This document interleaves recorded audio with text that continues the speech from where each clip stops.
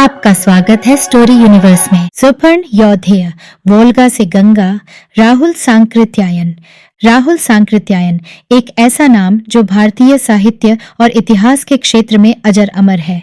उनके लेखन में जीवन की सच्चाई और ऐतिहासिक घटनाओं का जीवंत चित्रण मिलता है। सुपर्ण यौधेय भी उनकी ऐसी ही एक अमूल्य कृति है, जिसमें 420 ई के काल का संघर्ष और समाज का जीवंत वर्णन है। कभी सोचा है कि एक इंसान के जीवन में धर्म और समाज की धूप छांव क्यों होती है? क्यों एक स्थान का अधर्म दूसरे स्थान का धर्म बन जाता है? सुपर्ण यौधेय की यह कथा हमें इसी प्रश्न का उत्तर खोजने पर मजबूर करती है। अवंती के एक गांव में जन्मे सुपर्ण की यात्रा, उनके कुल की ब्राह्मणता पर उठते सवाल और यौधेयों की अदम्य जिजीविषा की कहानी आपको बांध लेगी। गुप्त राजाओं का अत्याचार और गणराज्यों की प्रतिष्ठा की लड़ाई का यह वर्णन हमारे इतिहास के अनछुए पहलुओं को उजागर करता है। क्या सुपर्ण अपने कुल की प्रतिष्ठा को पुनः स्थापित कर पाएगा, या फिर वह भी इतिहास की रेत में खो जाएगा? इस कहानी में आपके हर सवाल का जवाब छुपा है। तो चलिए शुरू करते हैं। 12 सुपर्ण यौधेय, काल 423 इनरो। येन, मेरा भी भाग्य चक्र कैसा है, कभी एक जगह पैर जम नहीं सका। संसार के थपेड़ों ने मुझे सदा चंचल और विहल रखा। जीवन में मिठास के दिन भी आए, यद्यपि कटुता के दिनों से कम, और परिवर्तन तो जैसे वर्षांत के बादलों की भांति जरा दूर पर पानी, जरा दूर पर धूप। जान नहीं पड़ता यह परिवर्तन चक्र क्यों घुमाया जा रहा है। पश्चिमी उत्तरापट गंधार में अब भी मधुपर्क में वत्स मांस दिया जाता है, किंतु मध्य प्रदेश युक्त प्रांत बिहार में गोमांस का नाम लेना भी पाप है। वहां गोब्राह्मण रक्षा सर्वश्रेष्ठ धर्म है। मुझे समझ में नहीं आता, आखिर धर्म में इतनी धूप छाह क्यों? क्या एक जगह का अधर्म दूसरी जगह धर्म होकर चलता रहेगा, अथवा एक जगह परिवर्तन पहले आया है, दूसरी जगह उसी का अनुकरण किया जाएगा? मैं अवंती मालवा के गांव में क्षिप्रा के तट पर पैदा हुआ। मेरे कुल वाले अपने को मुसाफिर की तरह समझते थे, यद्यपि वहां उनके अपने खेत थे, अपने घर थे, जिन्हें वह अपने कंधे पर उठाकर नहीं ले जा सकते थे। मेरे कुल वालों के डील डौल रंग रूप में गांव के और लोगों से कुछ अंतर था। वह ज्यादा लंबे चौड़े, ज्यादा गौर, साथ ही दूसरों की शान न सहने वाले थे। मेरी माँ गांव की सुंदरतम स्त्री थी। उनके गौर मुखमंडल पर भूरे बाल बड़े सुंदर लगते थे। हमारे परिवार के लोग अपने को ब्राह्मण कहते थे, किंतु मैं देखता था गांव वालों को इस पर संदेह था। संदेह की चीज भी थी। वहां के ब्राह्मणों में सुरा पीना महापाप था, किंतु मेरे घर में वह बार बार बनती और पी जाती थी, और उच्च कुलों में स्त्री पुरुष का सम्मिलित नाच सुना भी नहीं जाता था। किंतु मेरे कुल के 7 परिवार, जो कि एक से ही बढ़े थे, शाम से ही अखाड़े में जुट जाते थे। अत्यंत बचपन में मैंने समझा सभी जगह ऐसा ही होता होगा, किंतु जब मैं गांव के और लड़कों के साथ खेलते उनके व्यंग्य वचनों को समझने लगा, तो मालूम हुआ कि वह हमें अद्भुत तरह के आदमी समझते हैं और हमारी कुलीनता को मानते हुए भी हमारे ब्राह्मण होने में संदेह करते हैं। हमारा गांव एक बड़ा गांव था, जिसमें दुकानें और बनियों के घर भी थे। वहां कुछ नागर परिवार थे, इन्हें लोग बनिया कहते, किंतु वह स्वयं हमारी भांति अपने को ब्राह्मण कहते। कई नागर कन्याएं हमारे कुल में आई थीं। यह भी एक कारण था कि गांव वाले हमें ब्राह्मण मानने के लिए तैयार न थे। उनके ख्याल में हम ब्राह्मणों के खान पान, शादी ब्याह के नियमों की अवहेलना करके कैसे ब्राह्मण हो सकते हैं। मेरे साथी लड़के जब कभी नाराज हो जाते तो मुझे जुजवा कहकर चिढ़ाते। मैं माँ से बराबर पूछता, किंतु वह टाल देती। अब मैं कुछ सयाना हो गया था, 10 साल की उम्र थी, और गांव में एक ब्राह्मण गुरु की पाठशाला में पढ़ने जाता था। मेरे सहपाठी प्रायः सभी ब्राह्मण थे। लोगों के कहने के अनुसार सभी पक्के ब्राह्मण, और मैं तथा 2 नागर विद्यार्थी थे, जिन्हें हमारे साथी कच्चे ब्राह्मण कहते थे। मैं गुरुजी का तेज विद्यार्थी था और उनका मुझ पर विशेष स्नेह रहता था। हमारे कुलवालों का स्वभाव मुझ में भी था, और किसी की बात को न सहकर मैं झगड़ पड़ता था। उस दिन मेरे किसी साथी ने ताना मारा, ब्राह्मण बना है, जुजवा कहीं का। मेरे चाचा के सरपुत साले के पुत्र ने मेरा पक्ष लेना चाहा, उसे भी कहा यवन कहीं का नागर ब्राह्मण बना है। बचपन से छोटे बच्चों को भी ताना मारते सुनता था, किंतु उस वक्त वह न उतना चुभता था, न उसके भीतर इतनी कल्पना उठने लगती थी। पाठशाला में हम तीनों को छोड़ बाकी 30 विद्यार्थी थे। 4 कन्याएं भी थीं, जिनका रंग हम लोगों जैसा गोरा, शरीर हम जैसा लंबा न था, तो भी हम देखते उनके सामने तीनों लोग झुकने के लिए तैयार थे। उस दिन घर लौटते वक्त मेरा चेहरा बहुत उदास था। माँ ने मेरे सूखे ओंठों को देख मुंह चूम कर कहा, बेटा आज इतना उदास क्यों है? मैंने पहले टालना चाहा, किंतु बहुत आग्रह करने पर कहा, माँ हमारे कुल के बारे में कोई बात है जिसके कारण लोग हमें ब्राह्मण नहीं मानना चाहते। हम परदेशी ब्राह्मण हैं बेटा, इसीलिए वह ऐसा ख्याल करते हैं। ब्राह्मण ही नहीं अब्राह्मण भी माँ हमारे ब्राह्मण होने पर संदेह प्रकट करते हैं। इन्हीं ब्राह्मणों के कहने पर हमारे यजमान भी नहीं हैं, दूसरे ब्राह्मण पुरोहिती करते हैं, ब्रह्मभोज में जाते हैं, हमारे कुल में वह भी नहीं देखा जाता। और तो और ब्राह्मण हमें एक पंक्ति में खिलाते भी नहीं। माँ जानती हो तो बतलाओ। माँ ने बहुत समझाया, किंतु मुझे संतोष नहीं हुआ।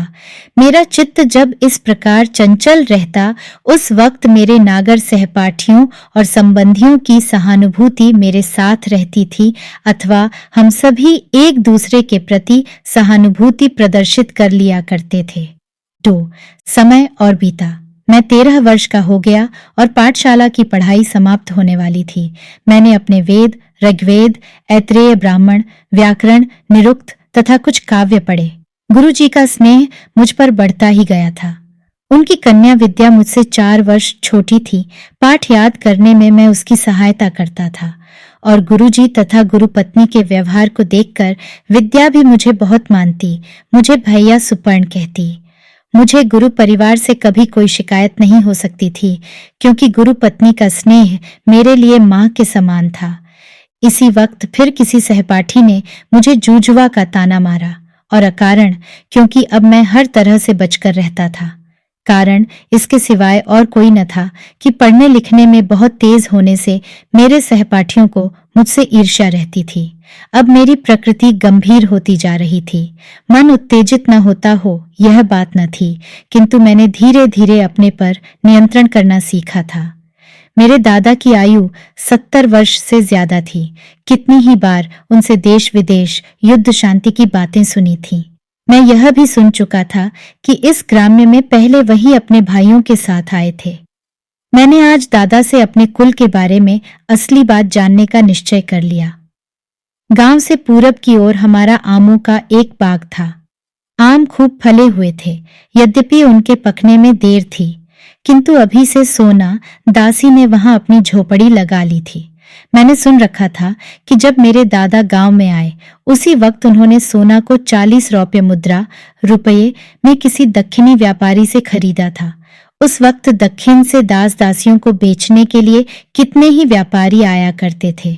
सोना उस वक्त युवती थी नहीं, तो दासियां उतनी महंगी न थीं। काली कलूटी सोना के चमड़े अब झूल गए थे। उसके चेहरे पर चंबल, बेतवा के टेढ़े मेढ़े नाले खींचे हुए थे, किंतु कहा जाता है जवानी में वह सुंदर थी। दादा के वह मुंह लगी रहती, खासकर जब वही दोनों रहते। घनिष्ठता का लोग और अर्थ भी लगाते थे। एक विधुर स्वस्थ प्रौढ़ व्यक्ति के ऊपर वैसा संदेह स्वाभाविक था। शाम को दादा बाग जाया करते, एक दिन मैं भी उनके साथ हो लिया। दादा अपने मेधावी पोते पर बहुत स्नेह रखते थे और बातें करते करते मैंने कहा, दादा मैं अपने कुल के बारे में तुमसे सच्ची बातें जानना चाहता हूँ। क्यों लोग हमें पक्का ब्राह्मण नहीं समझते, जो जवा कहकर चिढ़ाते हैं? माँ से मैंने कई बार पूछा, किंतु वह मुझे ठीक से बतलाना नहीं चाहती। इसके पूछने की क्या जरूरत है बच्चा?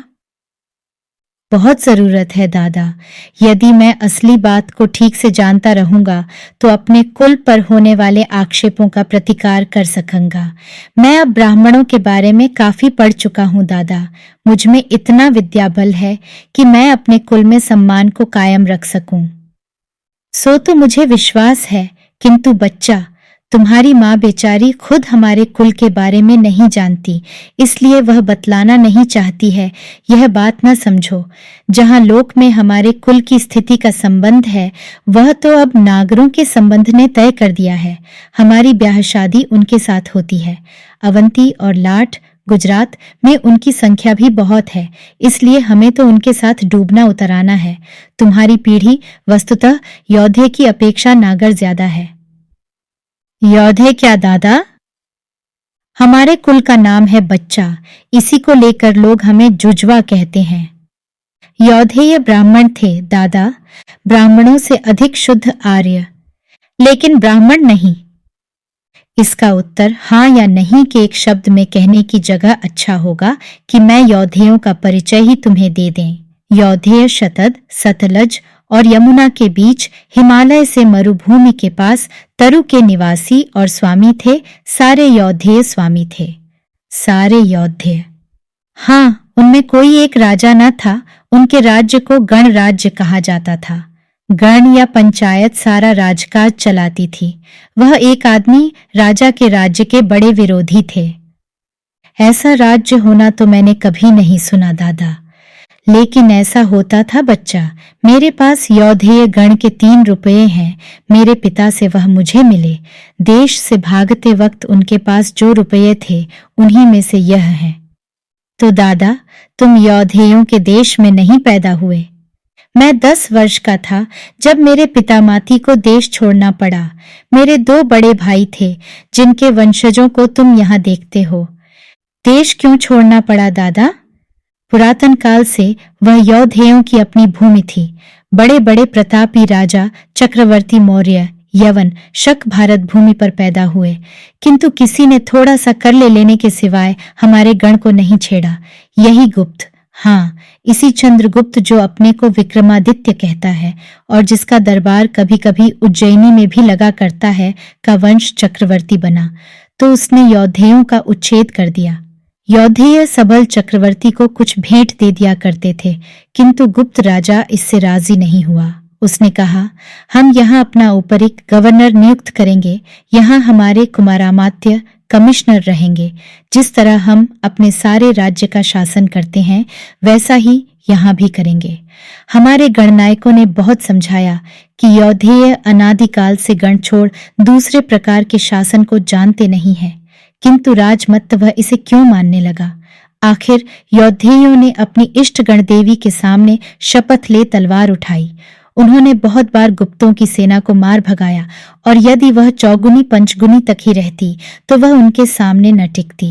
किंतु लौहित्य ब्रह्मपुत्र से मरुभूमि तक फैले उसके महान राज्य की सारी सेना के मुकाबले में योद्धेय कहाँ तक अपने को बचा पाते। योद्धेय जीतते जीतते हार गए। जनहानि इतनी अधिक हुई, गुप्तों ने हमारे नगर गांव सभी बर्बाद कर दिए। नर नारियों का भीषण संहार किया। हमारे लोग 30 साल तक लड़ते रहे। वह अधिक कर देने के लिए तैयार थे, किंतु चाहते थे कि उनके देश की गण शासन प्रणाली अक्षुण्ण रहे। कैसा रहा होगा वह गण शासन दादा? उसमें हर एक योद्धेय सिर ऊंचा करके चलता था। किसी के सामने दीनता दिखलाना वह जानता न था। युद्ध उनके लिए खेल था, इसीलिए उसके वंश का नाम योद्धेय पड़ा था। तो हमारी तरह और भी योद्धेय होंगे ना दादा? होंगे बच्चा, किंतु वह तो सूखे पत्तों की भांति हवा में बिखेर दिए गए हैं और हमारी तरह किसी नागर वंश में मिलकर आत्मविस्मृत बन जाने वाले हैं। हम अपने को ब्राह्मण क्यों कहते हैं दादा? यह और पुरानी कहानी है बच्चा। पहले सब जगह राजा नहीं, गण ही का राज्य था। उस वक्त ब्राह्मण क्षत्रिय का फर्क नहीं था। ब्राह्म क्षत्र एक ही वर्ण था दादा। हाँ, जब जरूरत होती तो आदमी पूजा पाठ करता, जब जरूरत होती खड्ग उठाता, किंतु पीछे विश्वामित्र वशिष्ठ ने आकर वर्ण बांटना शुरू किया। तभी तो एक पिता के 2 पुत्रों में कोई रंतिदेव की भांति क्षत्रिय, कोई गौरीवीति की भांति ब्राह्मण आशी होने लगा। ऐसा लिखा है बच्चा। हाँ दादा, वेद और इतिहास में ऐसा मिलता है कि संकृति ऋषि के ये दोनों पुत्र थे। यही नहीं, और भी कितनी ही विचित्रताएं इन पुराने ग्रंथों में मिलती हैं जिन्हें आजकल के लोग विश्वास नहीं करेंगे। चर्मणवती चंबल के किनारे दशपुर को देखा है दादा? हाँ बच्चा, कई बार। अवंती मालवा में ही तो है। मैं कितनी ही बार बारात गया हूँ। वहां नागरों के बहुत से घर हैं जिनमें कितने ही भारी व्यापारी सार्थवाह हैं। यही दशपुर रंतिदेव की राजधानी थी, और चर्मणवती नाम क्यों पड़ा यह तो और अचरज की बात है। क्या बच्चा?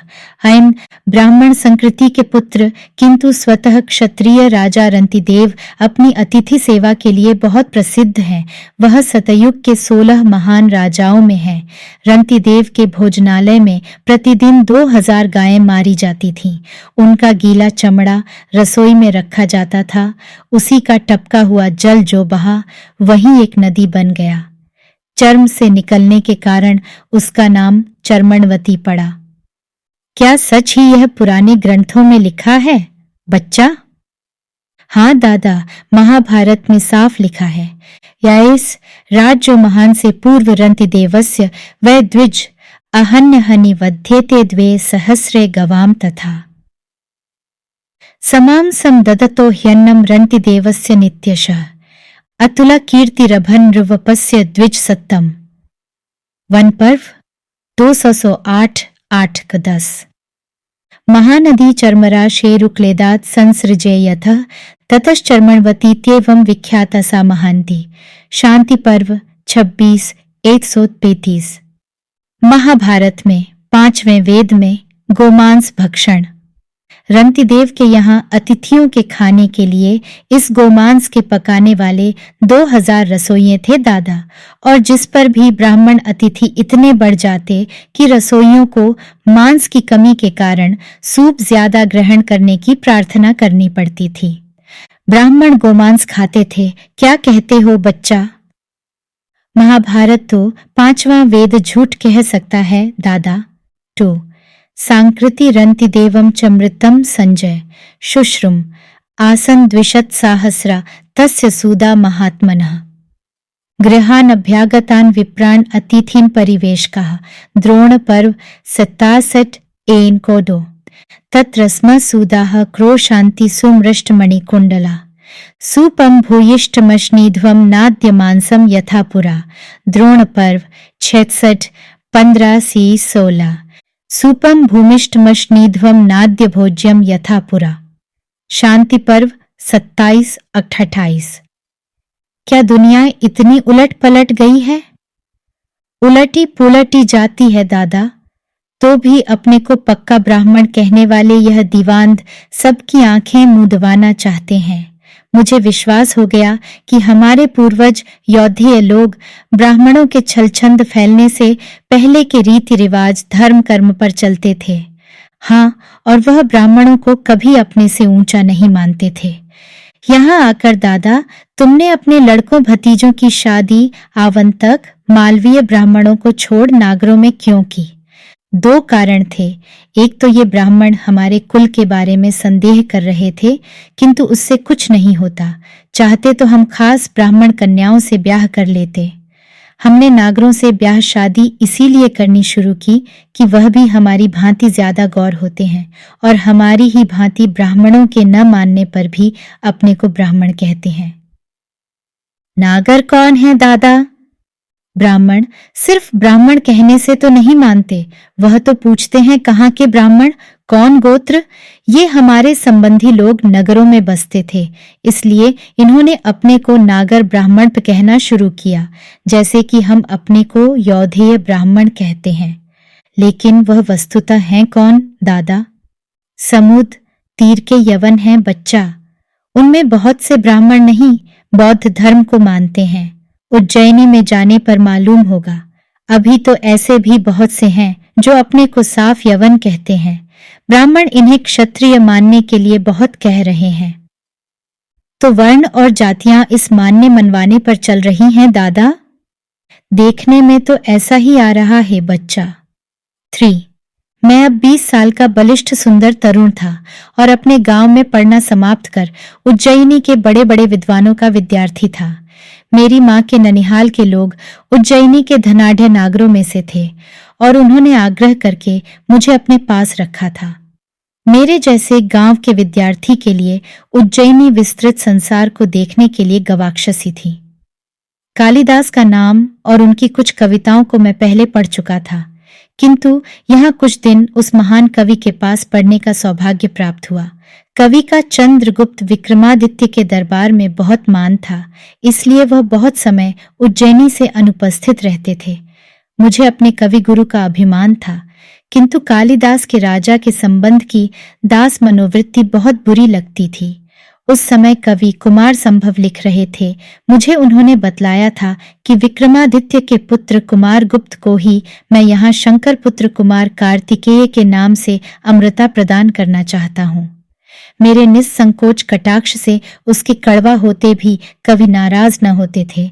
मैंने एक दिन कहा, आचार्य, आपकी काव्य प्रतिभा का राज्य अनंत काल के लिए है और चंद्रगुप्त कुमार गुप्त का राज्य सिर्फ उनके जीवन भर के लिए। फिर अपने को क्यों राजाओं के सामने इतना अकिंचन बनाते हैं? विक्रमादित्य वस्तुतः धर्म का संस्थापक है सुपर्ण। उसने देखो हूणों से भारत भूमि को मुक्त किया, किंतु उत्तरापठ, पंजाब और कश्मीर में अब भी हूण हैं आचार्य। बहुत भाग्य से उन्हें निकाला। राजा इस तरह एक दूसरे को निकाला ही करते हैं और दूसरे की जगह अपने राज्य को स्थापित करते हैं, किंतु गुप्त वंश गो ब्राह्मण रक्षक है। आचार्य, मूढ़ों को भरमाने वाली ऐसी बातों के सुनने की आशा मैं आपसे नहीं रखता। आप जानते हैं, हमारे पूर्वज आशी गोरक्षा करते थे, किंतु गोभक्षण के लिए मेघदूती में आप ही ने चर्मणवती चंबल को गाय मारने से उत्पन्न रंतिदेव की कीर्ति लिखा है। तुम धृष्ट हो सुपर्ण, मेरे प्रिय शिष्य। 3 व्यालंबेथा सुरभितनया लंभजा मानविष्यन् स्त्रोतो मूत्र्या भुवि परिणता रंतिदेवस्य कीर्तिम। मेघदूत 143। यह मैं सुनने के लिए तैयार है, लेकिन मैं यह सहने के लिए तैयार नहीं हूं कि मेरा अनंत काल का चक्रवर्ती इन धर्मध्वंसक गुप्त राजाओं के सामने घुटने टेके। तुम उनको धर्मध्वंसक कहते हो सुपर? हाँ जरूर। नंदों, मौर्यों, यवनों, शकों और हूणों ने भी जो पाप नहीं किया वह इन गुप्तों ने किया। भारत में ही से इन्होंने गणराज्यों का नाम मिटा दिया। गणराज्य इस युग के अनुकूल न थे सुपर्ण। यदि समुद्रगुप्त ने इन गुणों को कायम रखा होता तो उन्होंने हूणों तथा दूसरे शत्रुओं को परास्त करने में सफलता न पाई होती। सफलता अपना राज्य स्थापित करने की, दूसरे चंद्रगुप्त मौर्य बनने की, लेकिन चाणक्य की अप्रतिम बुद्धि की सहायता से स्थापित और व्यवस्थापित मौर्य साम्राज्य भी बहुत दिनों नहीं चला। विक्रमादित्य और कुमार गुप्त के वंशज भी यावत चंद्र दिवाकर शासन नहीं करेंगे। फिर इन्होंने प्रजा के शासन के चिन्हों तक को जो मिटा दिया, यह किस धर्म काम के लिए? क्या अनादिकाल से चले आते गणों में प्रजा शासन का उच्छेद करना महान अधर्म नहीं है? लेकिन राजा विष्णु का अंश है। कुमार गुप्त भी अपने साथ मोर का चित्र खिंचवाएगा और कल को कोई कवि उसे कुमार का अवतार कहेगा। यह धोखा, यह पाखंड किस लिए? गंधशाली का भात और मधुर मांस सूप के लिए, राष्ट्र की सारी सुंदरियों को रनिवास में भरने के लिए, कृषि और शिल्प के काम में मरने वाली प्रजा की गाढ़ी कमाई को मौज करने में करने पानी की तरह बहाने के लिए, और इसके लिए आप गुप्तों को धर्म संस्थापक राजा कहते हैं। विष्णु? हाँ, गुप्त वैष्णव कहलाने का बड़ा ढोंग रच रहे हैं। ब्राह्मण उन्हें विष्णु का अंश बना रहे हैं। उनके सिक्के पर लक्ष्मी की मूर्ति अंकित की जा रही है। विष्णु की मूर्तियों और देवालयों पर प्रजा को भूखा मारकर, लूटकर खूब रुपये खर्च किए जा रहे हैं, इस आशा पर कि गुप्त वंश का राज्य प्रलय काल तक कायम रहे। लेकिन क्या कह रहे हो सुपर्ण? तुम राजा के विरुद्ध इतनी कड़ी बात कह रहे हो। अभी आचार्य सिर्फ तुम्हारे सामने कह रहा हूं, फिर किसी समय परम भट्टारक महाराजाधिराज कुमार गुप्त के सामने भी कहूंगा। मेरे लिए इस ढोंग को जीते जी बर्दाश्त करना मुश्किल है, किंतु वह आगे और शायद दूर की बात है। मैं तो चाहता हूं कि आप भी अश्वघोष के चरणों पर चलते। किंतु प्रिय, मैं सिर्फ कवि हूं, अश्वघोष महापुरुष और कवि दोनों थे। उनके लिए संसार के भोग कोई मूल्य न रखते थे। मेरे लिए विक्रमादित्य के रनिवास जैसी सुंदरियां चाहिए, जदंबर वर्ण, लाल, द्राक्षी सुरा चाहिए, प्रासाद और परिचारक चाहिए। मैं कैसे अश्वघोष बन सकता हूँ?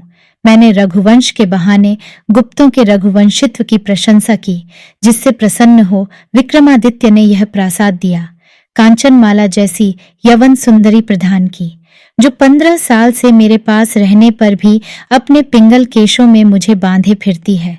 मैंने यह कुमार संभव की नींव रखी है।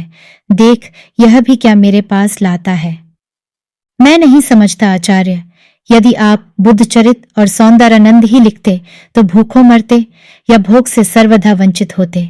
पर आपको भ्रम है कि बिना राजाओं की चापलूसी के आपका जीवन बिल्कुल नीरस होता। आपने आने वाले कवियों के लिए बुरा उदाहरण रखा। सभी कालिदास के अनुकरण के नाम पर अपने दोषों को छिपाएंगे।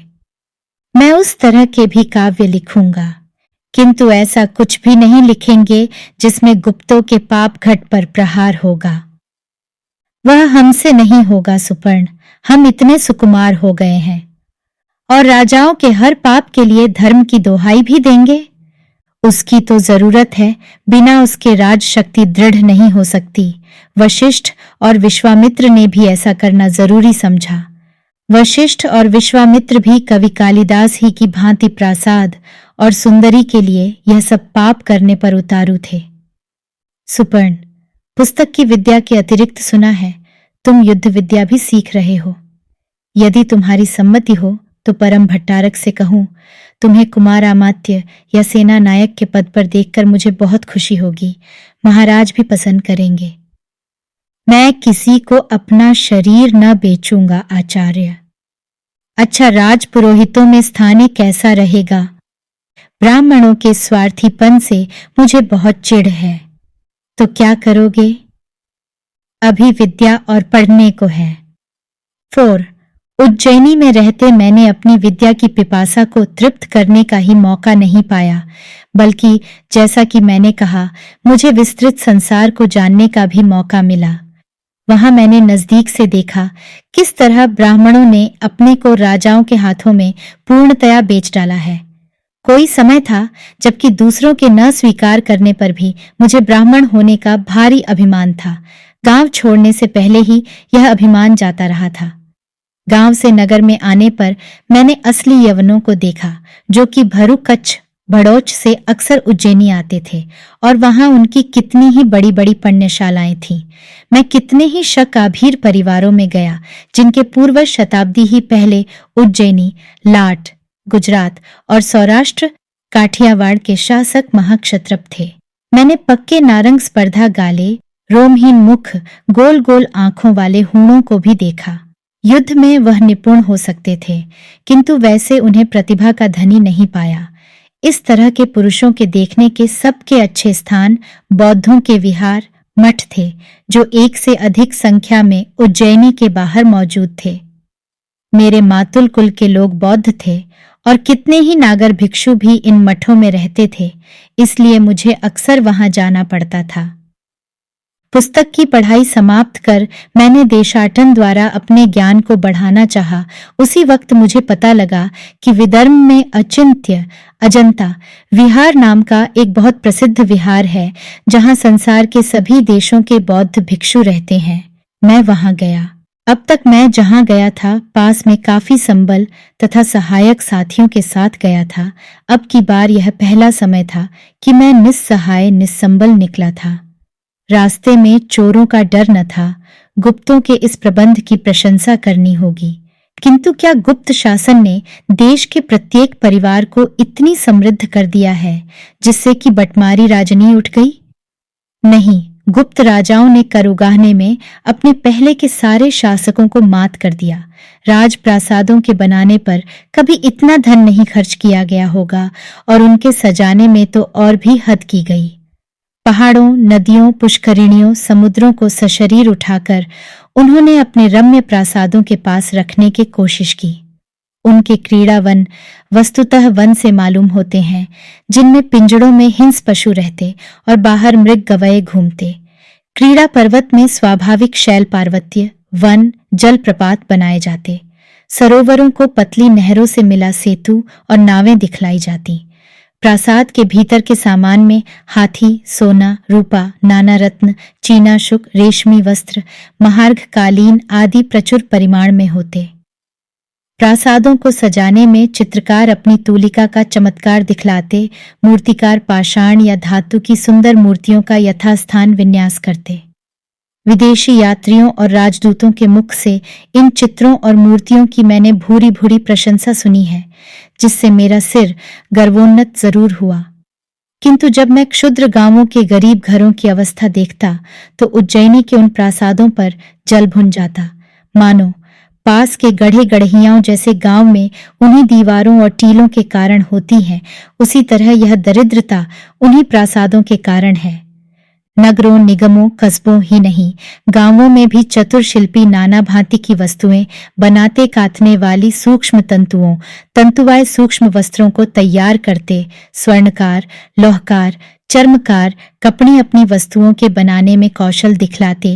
राजप्रासादों की कलापूर्ण वस्तुओं के तैयार करने वाले हाथ इन्हीं हाथों के सगे संबंधी हैं, किंतु जब मैं उनके शरीरों, उनके घरों को देखता हूँ तो पता लगता कि उनके हाथ के निर्मित सारे पदार्थ उनके लिए सिर्फ सपने की माया है।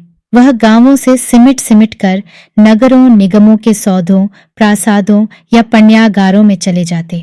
फिर वहां से भी उनका बहुत सा भाग पश्चिमी समुद्र के भरुकच्छ आदि तीर्थों से पारस्य, ईरान या मिस्र का रास्ता लेता या पूर्वी समुद्र के ताम्रलिप्त तमलुक से यवद्वीप, जावा, सुवर्ण द्वीप, सुमात्रा पहुंच जाता। भारत का सामुद्रिक वाणिज्य इतना प्रबल कभी नहीं हुआ और अपने पण्यों के लिए समुद्र पार की लक्ष्मी कभी भारत में इतनी मात्रा में नहीं आई होगी, किंतु उससे लाभ किसको? सबसे अधिक गुप्त राजाओं को, जो हर पन्ने पर भारी कर लेते हैं, फिर सामंतों को, जो बड़े बड़े राजपदों या जागीरों के स्वामी हैं और शिल्पियों और बनियों दोनों से लाभ उठाते हैं। सार्थवाहों तथा बनियों का नाम अंत में आने पर भी वह इस लूट के छोटे हिस्सेदार नहीं है। इस सब के देखने से मुझे साफ हो गया कि गांव के कृषक और शिल्पी क्यों इतने गरीब हैं और मार्गों और राजपथों को सुरक्षित रखने के लिए गुप्त राजा क्यों इतने तत्पर मालूम होते हैं। गांवों में दरिद्रता है, किंतु एक दिल दहलाने वाला दृश्य वहां कम दिखलाई पड़ता। वहां पशुओं की भांति बिकने वाले दास दासियों का हाट न लगता, न उनके नंगे शरीरों पर कोड़े पड़ने के दृश्य दिखलाई देते। मेरे गुरु कालिदास ने एक प्रसंग में कहा था, दास दासी पुरविलय कर्म से होते हैं। जिस दिन मैंने उनके मुंह से यह बात सुनी, उसी दिन पुरविलय जन्म से मेरा विश्वास उठ गया। गुप्तों ने जिस तरह धर्म को सैकड़ों तरह से अपनी सत्ता दृढ़ करने के लिए इस्तेमाल करने में उतावलापन दिखलाया, उससे इस समय यह ख्याल हर समझदार के मन में आना स्वाभाविक था। किंतु जब मैं साधारण प्रजा को देखता तो वह इस तरफ से बिल्कुल उदास थी। क्यों? शायद वह अपने को बेबस पाती थी। ग्रामवासी सिर्फ अपने गांव भर की दुनिया की खोज खबर लेते थे। गांव की अंगुल भर भूमि के लिए वह उसे तरह लड़ सकते थे, जिस तरह की शायद कुमारगुप्त भी अपनी किसी भुक्ति प्रांत सूस के लिए न लड़ता। किंतु देखें, गांव की सीमा के बाहर कुछ भी होता हो, उसकी उन्हें परवाह नहीं। मुझे एक गांव की घटना याद है। इस गांव में 40 के करीब घर थे, सभी फूस की छतों वाले। गर्मी में चूल्हे से एक घर में आग लग गई। सारे गांव के लोग पानी ले लेकर उस घर की ओर दौड़ गए, किंतु एक घर के दंपति घड़ों में पानी भर अपने घर के पास बैठे रहे। सौभाग्य से उस गांव में ऐसा घर एक ही था, नहीं तो गांव का एक घर भी न बचता। इस वक्त मुझे यौधेय का गण याद आया, जहां एक राष्ट्र के सभी घर अपने सारे राष्ट्र के लिए मरने जीने को तैयार थे। वैसे तो समुद्रगुप्त, चंद्रगुप्त, कुमारगुप्त की दिग्विजयों के लिए भी लाखों ने प्राण दिए, किंतु दासों की भांति दूसरे के लाभ के लिए, स्वतंत्र मानव की भांति अपने और अपनों के हित के लिए नहीं। मेरा रुआ कांप उठता जबकि प्रजा पर सिर्फ 100 वर्ष के इस गुप्त शासन के प्रभाव को ख्याल करता। मैं सोचता, यदि ऐसा शासन शताब्दियों तक चलता रहा तो यह देश सिर्फ दासों का देश रह जाएगा, जो सिर्फ अपने राजाओं के लिए लड़ना मरना भर जानेंगे। उनके मन से यह ख्याल ही दूर हो जाएगा कि मानव के भी कुछ अधिकार हैं। अचिंत्य विहार बड़ा ही रमणीय विहार था। एक हरित वसना पर्वत स्थली को एक अर्धचंद्राकार प्रवाह वाली नदी काट रही थी। इसी क्षुद्र किंतु सदा नीरा सरिता के बाएं तट पर अवस्थित शैल को काटकर शिल्पियों ने कितने ही गुहामय सुंदर प्रतिमागेह निवास स्थान तथा सदा भवन बनाए हैं। इन गुहाओं को भी प्रासादों की भांति चित्रों मूर्तियों से सजाया गया है, यद्यपि वह कई पीढ़ियों में और शायद सैकड़ों पीढ़ियों के लिए। अचिंत्य विहार के भित्ति चित्र सुंदर हैं, पाषाण शिल्प सुंदर हैं, किंतु वह गुप्त राज प्रासादों का मुकाबिला नहीं कर सकते, इसलिए वह मेरे लिए उतने आकर्षक नहीं थे। हाँ, मेरे लिए आकर्षक थी यहाँ की भिक्षु मंडली, जिनमें देशांतरों के व्यक्ति बड़े प्रेमाभाव से एक साथ एक परिवार की तरह रहते। वहाँ मैंने सुदूर चीन के भिक्षु को देखा, पारसिक और यवन भिक्षुओं को देखा। सिंहल, यव, सुवर्ण द्वीप वाले भी वहां मौजूद थे। चंपा द्वीप, कंबोज द्वीप के नाम और सजीव मूर्तियां वहीं सुनने और देखने में आई। कपिशा, उद्यान, तुषार, कूचा के सर्व पिंगल पुरुष भिक्षुओं के कषाय को पहने वहीं मिले। मुझे बाहर के देशों के बारे में जानने की बड़ी लालसा थी, और यदि यह विदेशी भिक्षु एक एक करके मिले होते तो मैं उनके पास एक एक साल बिता देता, किंतु यहाँ इकट्ठे इतनी संख्या में मिल जाने के कारण दरिद्र की निधि की भांति मैं आपको संभालने में असमर्थ समझने लगा। दिंगनाग का नाम मैंने अपने गुरु के मुख से सुना था। कालिदास गुप्तराज, राजतंत्र तथा उसके परम सहायक ब्राह्मण धर्म के जबरदस्त समर्थक थे, और किसी अभिप्राय से यह मैं पहले बतला चुका हूँ। वह दिंगनाग को इस काम में जबरदस्त बाधक समझते थे। वह कहते थे, इस द्रविड़ नास्तिक के सामने विष्णु क्या, 33 कोटि देवताओं का सिंहासन हिलता है। धर्म के नाम पर राजा और ब्राह्मणों के स्वार्थ के लिए हम जो कुछ कूट मंत्रणा कर रहे हैं, उसका रहस्य इससे छिपा नहीं है। मुश्किल यह थी कि उसे बूढ़ा वसुबंधु जैसा गुरु मिल गया था। वसुबंधु को कालिदास ज्ञान वारिधि कहते थे। भदंत वसुबंधु चंद्रगुप्त विक्रमादित्य द्वितीय की राजधानी अयोध्या में दरबारी के तौर पर नहीं, बल्कि स्वतंत्र सम्मानित गुरु के तौर पर कई साल रहे, और पीछे गुप्तों की नीच भावना से निराश हो अपनी जन्मभूमि पुरुषपुर पेशावर चले गए। दिंगनाग ने लोहे के तीर या खड्ग को नहीं, बल्कि उससे भी तीक्ष्ण ज्ञान और तर्क के शस्त्र को वितरण करने का व्रत लिया है।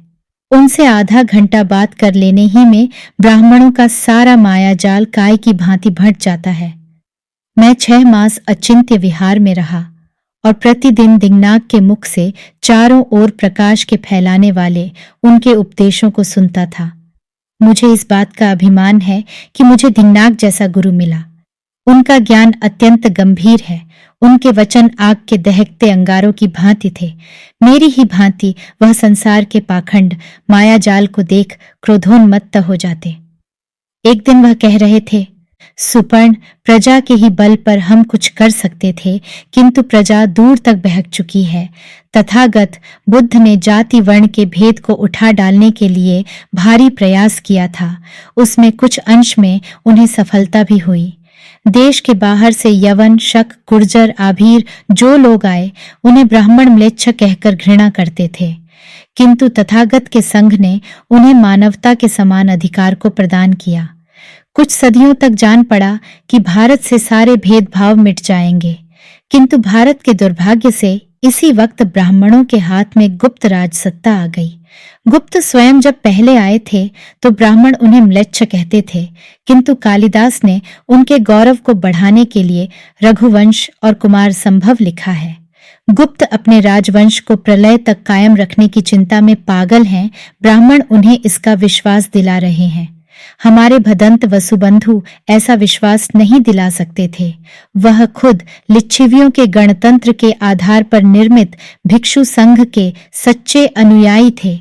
बौद्धों को ब्राह्मण जबरदस्त प्रतिद्वंदी समझते हैं। वह जानते हैं कि सारे देशों के बौद्ध गोमांस खाते हैं, जिसे वह नहीं छोड़ेंगे। इसलिए इन्होंने भारत में धर्म के नाम पर गोमांस वर्जन गो ब्राह्मण रक्षा का प्रचार शुरू किया है। बौद्ध जाति वर्ण भेद को उठाना चाहते हैं। ब्राह्मणों ने अब वर्ण बहिष्कृत यवन, शक आदि को ऊंचे ऊंचे वर्ण देने शुरू किए हैं। ये जबरदस्त फंदा है जिसमें कितने ही बौद्ध गृहस्थ भी फंसते जा रहे हैं। ये फूट से प्रजा की शक्ति को छिन्न भिन्न कर वह राज शक्ति और ब्राह्मण शक्ति को दृढ़ करना चाहते हैं, किंतु इसका परिणाम घातक होगा। सुपर्ण देश के लिए, क्योंकि दासों की शक्ति के बल पर कोई राष्ट्र शक्तिशाली नहीं हो सकता। मैंने अपने यौधेयों के आत्मोत्सर्ग की कहानी कही तो आचार्य का हृदय पिघल गया। जब मैंने यौधेय गण के पुनरुज्जीवन की अपनी लालसा को उनके सामने प्रकट किया तो उन्होंने कहा, मेरी सदिच्छा और आशीर्वाद तुम्हारे साथ है। उद्योगी पुरुष सिंह को विघ्न बाधाओं से नहीं डरना चाहिए। उनके आशीर्वाद को लेकर मैं जा रहा हूं यौधेयों की भूमि की ओर। चाहे तो उस मृत भूमि का फिर से उत्थान करूंगा या रेत के पद चिन्ह की भांति मिट जाऊंगा।